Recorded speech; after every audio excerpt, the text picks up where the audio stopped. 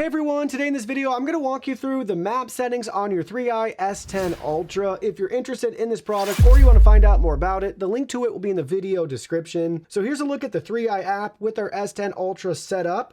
We got to select the purple Get Started button, and that takes us to our main overview here, and we can see our current map, and we do have that red box is a no-go zone on our map.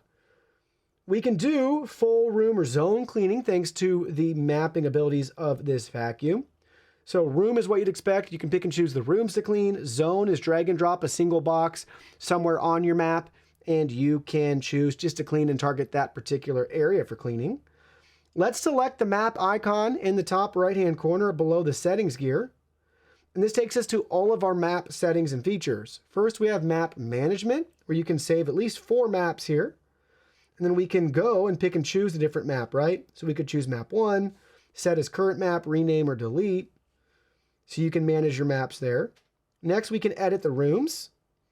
So on our map, when it loads, we can choose to merge, split, rename, or adjust floor material. So just as a guinea pig, let's do room 2. We'll select material. And it's showing tile or wooden floor as our options.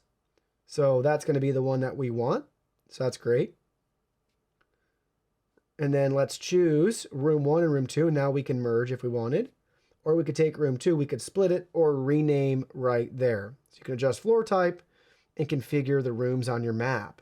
Next, we have our no-go zone editing. We can add up to 10 no-go zones. So unfortunately, you don't have the option to break them down between no mopping or no vacuuming if you wanted just one or the other. So in this case, it's going to prohibit the whole vacuum from going in that spot. Next, we can edit the outer wall.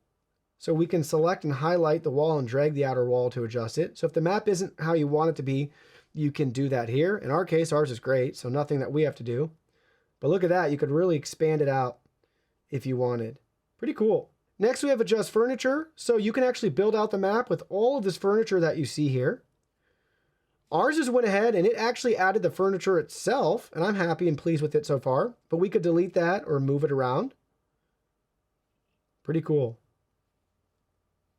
I'm impressed. So you can build that out as you see fit. And then lastly, we have our layer section here. So sweeping path display, what do you want to show on your map?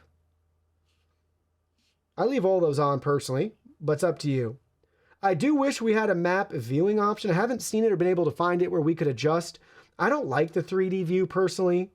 It's just not my thing. So I wish there was a way we could adjust this just to go back to 2D. And maybe there is, and I haven't figured it out. But anyways, that's it, guys. That's your map settings. Very simple and straightforward to customize and configure and set it up for your home.